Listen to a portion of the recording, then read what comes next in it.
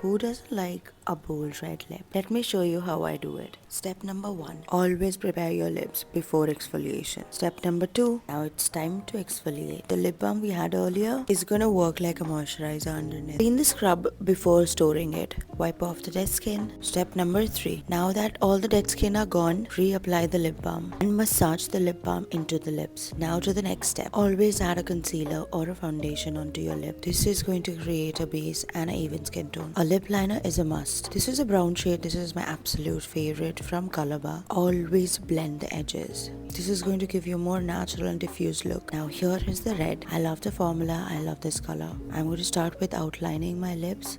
Filling in the outer corners now. Do not hurry up and take your time.